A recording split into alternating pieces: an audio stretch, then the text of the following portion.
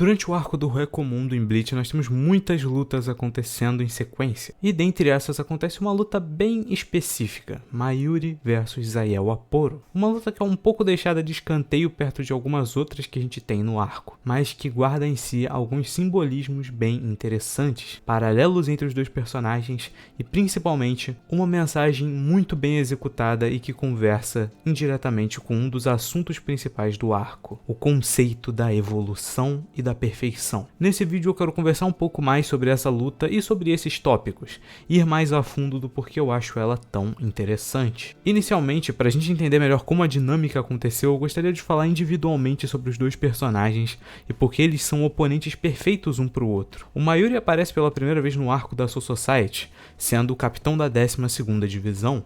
Ele é apresentado como alguém desprezível, um cientista insano e de aparência bizarra, com praticamente nenhum escrúpulo. Faz o que é necessário para vencer independente do cenário. Além disso, a sua Zanpakuto também é cheia de modificações, mostrando o quanto ele se difere dos outros Shinigamis, usando principalmente habilidades de veneno, drogas e intoxicações em geral. Isso tudo reflete uma das coisas que eu mais gosto em como o Kubo trabalha com o Mayuri, que é o quão anormal e bizarro ele é. Isso não é passado só nas habilidades da Zanpakuto. O Mayuri demonstra um enorme leque de invenções e habilidades de aspecto não natural durante a obra. Além dele ter um visual extravagante e diferente para cada arco dentro da história, sempre se destoando bastante dos outros personagens do cenário. O Zayel Aporo, por outro lado, vai para um caminho parecido, mas executado de forma diferente. A gente vai se aprofundar mais nisso quando a gente for falar dos simbolismos. Mas quando o Zayel surge no Recomundo, ele também compartilha de vários comportamentos com o Mayuri.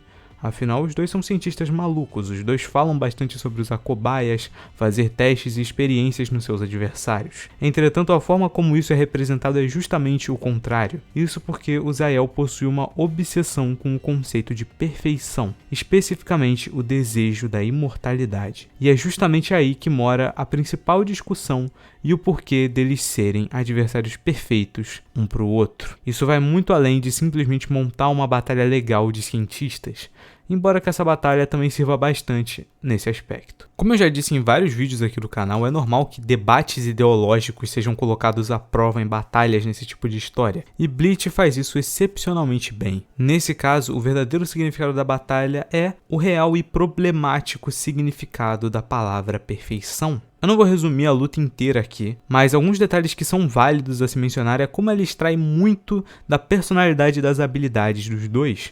O Mayuri usa de técnicas completamente fora da curva, como sempre. As habilidades do Zayel também são interessantes e bem utilizadas. Eu gosto de, conforme você vai lendo a batalha, você vai vendo como um tenta superar o outro na inteligência aos poucos. Cada um vai se mostrando um passo à frente do outro. Durante a batalha, o Zayel acaba sendo morto pela bancada do Mayuri, o que acaba o obrigando a colocar a sua técnica suprema em uso. A sua habilidade se chama Gabriel e permite que ele se impregne no corpo de alguém e renasça. Após usá-la na Nemo, o Zayel volta à vida e começa a discursar sobre o quão bela é a sua habilidade. Ele traça um paralelo sobre como a Fênix renasce das cinzas, sendo inclusive esse o título do capítulo. Cita que a perfeição é a imortalidade, que aceitar a morte como parte do ciclo para transcendê-la o torna um ser que não pode ser parado pela morte.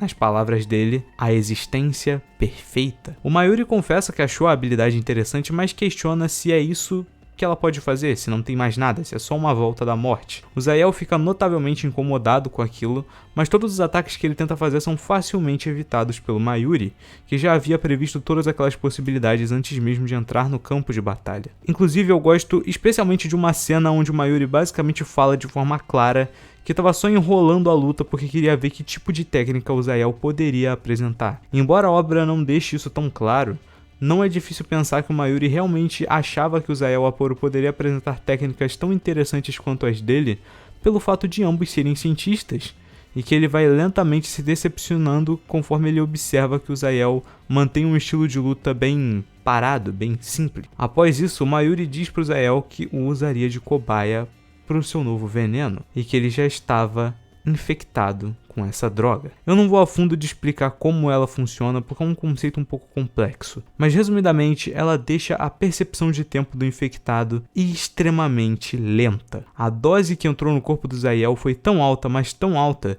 que 1 segundo equivalia a por volta de 100 anos na percepção dele. O Mayuri então começa a explicar mais a fundo como aquilo funciona, destacando a todo momento o quão terrível é estar infectado com aquilo, perder a percepção dos sentidos, ser jogado aos poucos na loucura, demorar centenas de anos apenas para perceber que você já não pode fazer nada quanto ao que está acontecendo. Quando vemos os pensamentos do Zael nesse momento, nós notamos o quão desesperado ele está, desejando a morte, passando anos observando aquela cena dentro da sua mente. A lâmina do Mayuri finalmente atinge o coração do adversário nesse momento, e ele finalmente corrige o Zael sobre a sua visão deturpada de perfeição. Ele explica que perfeição não é algo que exista nesse mundo, e aqueles que ainda a buscam são apenas idiotas medíocres. Ou seja, perfeição é uma palavra vazia, sem significado, e por isso é repugnante. Acima da perfeição, nada existe. Não há espaço para criar, para descobrir, para evoluir ou para saber. Para os cientistas, a perfeição é apenas o desespero. O uso da palavra desespero aqui é especificamente interessante, pois de um certo ponto de vista, essa palavra é o que descreve perfeitamente as ações do Zael, como ele passou anos e anos aperfeiçoando sua técnica para atingir a perfeição, sendo que sua única motivação era apenas o desespero, o medo iminente e inconsciente da morte, ironicamente encontrando seu fim mergulhado em centenas de anos sentindo esse mesmo desespero. O Mayuri encerra o seu discurso dizendo que cientistas devem lutar constantemente contra essa contradição, a contradição de querer evoluir mas nunca atingir a perfeição, e que o Zael Aporo perdeu no momento em que essa palavra fútil, perfeição, havia saído da sua boca. Essa luta tem uma das finalizações mais brilhantes da obra. A finalização do Zael Aporo sendo um reflexo direto das obsessões dele, e o Mayuri mostrando mais camadas da sua ideologia,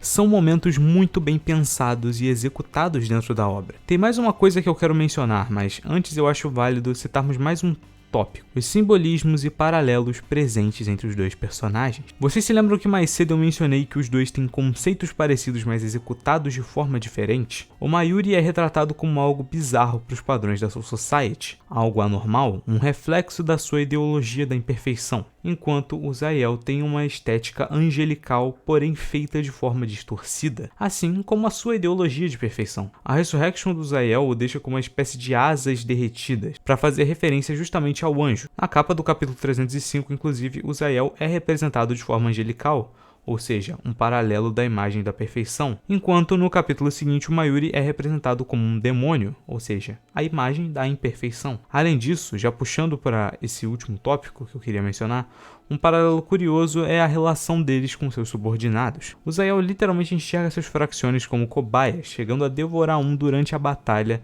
apenas para se beneficiar. O Mayuri, por outro lado, por mais que destratasse a Nemo inicialmente na história, com o passar do tempo nós vemos a real natureza dessa relação, com a Nemo sendo não só uma representação do sonho do Mayuri, mas praticamente uma filha. No arco da Guerra Quincy, quando a Nemo acaba sendo morta pelo Pernida, o Mayuri acaba tendo uma visão do Zael Aporo falando com ele, meio que como uma alucinação no meio do caos que ele estava sentindo naquele momento. É um diálogo especialmente interessante, porque a gente vê que o Mayuri ainda tem essa mesma ideologia. Ele vê como se fosse o Zael tirando o sarro dele pelo que tinha acabado de acontecer com a Nemo. Uma coisa que o Mayuri se mostra bravo por ter que receber um esporro, receber essa crítica de uma pessoa que ele considerava praticamente um pseudocientista, e que, novamente, ele aplica o que ele tinha tido na prática. Ele reconstrói a Nemo, como a gente vê no epílogo, justamente porque, como a última criação dele foi destruída, é só fazer novamente, evoluir, fazer melhor do que você fez da última vez. Eu gostaria de encerrar esse vídeo apenas tocando num último tópico. Vocês se lembram do começo do vídeo quando eu mencionei que o assunto que essa luta explora é abordado e tem relação diretamente com o assunto principal desse arco? Então, o que eu queria dizer com isso é sobre o personagem do Aizen. Tudo no personagem do Aizen tem a ver com metamorfose, com evolução, de várias formas diferentes. A grande questão aqui é, a ideologia do Mayuri não se baseia justamente na ideia de evolução, na ideia de você se distanciar da perfeição para ainda ter a possibilidade de evoluir? Eu gosto de como esse assunto é teoricamente conectado com a trama principal do Aizen dentro da história, mesmo que de forma indireta. Eu realmente gosto como esses dois assuntos conversam e têm essa conexão. Sendo proposital ou não, acabou gerando uma interação bem feita entre esses dois assuntos. Eu acho que isso é uma coisa bem importante pro personagem do Aizen. Mas isso é assunto para outro vídeo. Por hoje é só isso, deixa o like, se inscreve, até o próximo vídeo e falou.